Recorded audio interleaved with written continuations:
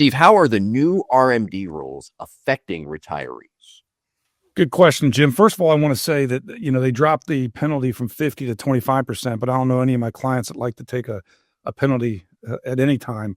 So we want to definitely avoid that tax penalty. So if you look at the rules, when I started, it was it was 70 and a half. When somebody hit 70 and a half, they had to start taking RMDs. Then they raised it, to 71, and now it's 73. And when we deal with people getting into retirement, most of the time they're around 65 years old. So they're really looking at the age of 75 when they have to start taking RMDs. I think the important part of that is really determining where their assets are, what they have set aside for taking the RMDs. We're talking about qualified funds here. And then, making sure they do it correctly when it's time for them to start. In the way, I think the important thing here, when we're looking at RMDs, somebody that has qualified funds, they're looking at the December 31st valuation of the previous year to determine what the amount is they have to withdraw, the required minimum by the government. And then they have, up until, usually up until April to activate it. But if they wait until April and they don't take it out by December 31st, the first time, then not only do they take it in April, but they have to take another withdrawal in by the end of that year. So that's where you mentioned, it could really hurt them, because if they don't do it correctly, they could be taking two withdrawals in the same year, which again, that money's all taxable. So it could really affect the way they pay taxes on that money. And they need to be smart. And that's where we can help them when looking at when they're starting the RMDs. Should they take two payments next year? Maybe somebody's retiring, next year and doesn't want to take it that first year because their income's high. David and I look at all that when we try to plan taking RMDs with clients. And, the other thing too, is we really have to have a serious conversation with the clients when we talk about RMDs is, do they want a guaranteed income? And what does that income look like? And, how is that going to affect their overall retirement? Don't you agree, David? That I was just about to actually, put my 2 cents in there, because I think, what we see a lot of is people who have anxiety and are worrying over taking RMDs out. And if you have that, if you're out there and you have worries, or you don't know when to take it out, or you don't know what best time there is, or you don't know, how to do it, or when to do it really, or what to take it out of, what allocations to take it out of, what stocks to sell, sit down, go over this with us. We'll help you plan it so that you're able to understand it. But one thing that I think fixes all of it, Steve, and you just said it, it's the guaranteed income portion, right? Mm-hmm. If you can position a small amount of your assets to really, qualify and take care of those RMDs, you have no worry anymore.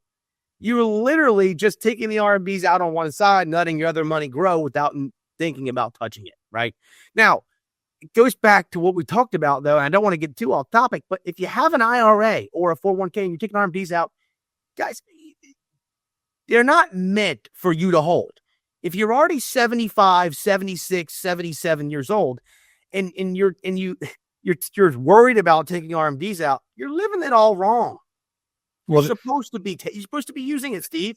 And I think that's a good point you brought up, because if you're looking at RMDs and you're getting, later on in your retirement and you're getting in the 70s and early, or into the 80s, people are so worried about, well, I've got to take all this RMD because the percentage increases as we get older, so they're worried about, I'm going to cannibalize my investment account and I may run out of money. And that's where the guaranteed income that we help people with, setting up their qualified funds using guaranteed income investment vehicles to set that up, and they don't ever have to worry about that. They can get rid of that anxiety, And if they don't use it, Steve, what else can they do with it? Well, they can reinvest it, go on a trip. I mean, I don't know. Gift it to grandkids. I mean, they can set up college funding. Again, the guaranteed income, using that qualified money, using that RMD money, let's call it RMD money, because that's where the RMD comes into play. Now, one thing I want to bring up real quick and touch on it with RMDs, sometimes I have clients that say, well, I have this Roth IRA, do I have to take an RMD? And I want to be clear here, Roth IRAs, if you set it up and didn't inherit it, you do not have to take an RMD. So that Roth IRA should be invested a little bit different than a traditional IRA. Right. Don't you agree? I 100% agree, Steve. And that's something that we go over with every client. And if you have questions about Roth, traditional, sit down with us. We can go over those, and really touch on how to really maximize the benefits of the tax-free growth, but also how to maximize the benefits of the income portion on the other side with the traditional side, and be able to reinvest and be able to do things like that. I mean, I just helped the client over there take some guaranteed income out of his actual IRA or rollover IRA because we rolled it over. And guess what? Now he's satisfying his RMDs. He's buying a certain fund for his grandkids because he doesn't need it.